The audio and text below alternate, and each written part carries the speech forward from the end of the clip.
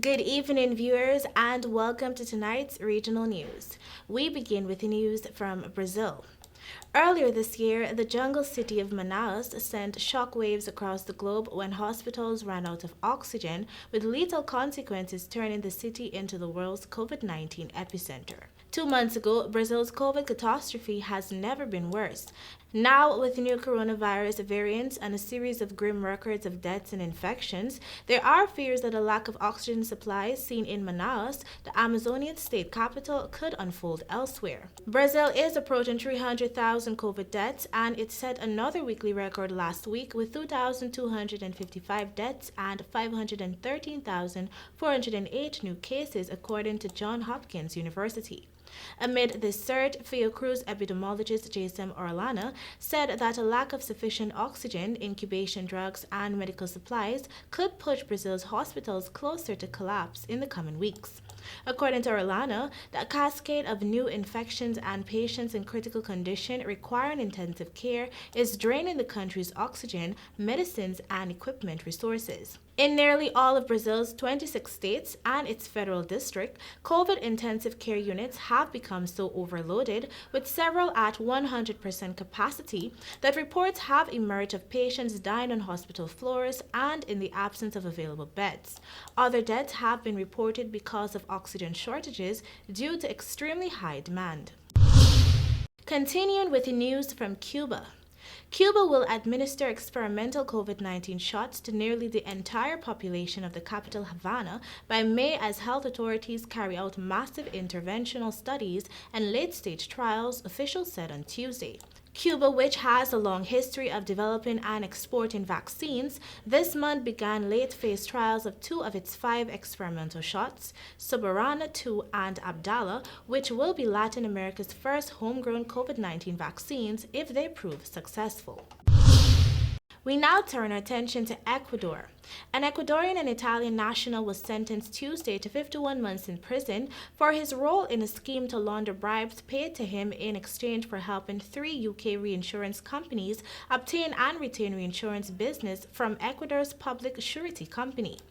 Juan Ribas Dominique, 52, pleaded guilty to 1 count of conspiracy to commit money laundering on September 16, 2020. According to court documents, between 2013 and 2017, Ribas was the chairman of Seguros Sucre, Ecuador's state-owned and controlled surety company, and an advisor to the then president of Ecuador. In those capacities, Ribas had authority over the awarding of Seguros Sucre business.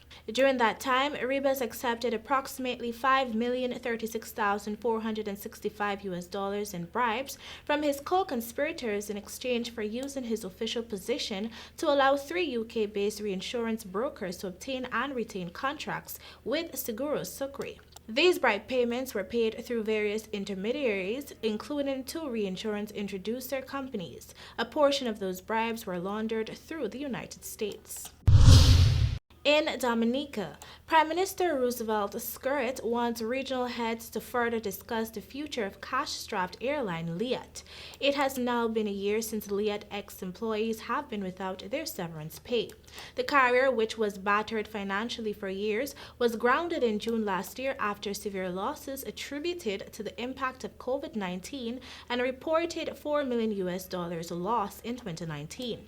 But the Prime Minister mentioned during his weekly Ano Pale program on Sunday that the matter needs to be addressed and the solution is going to require a regional approach.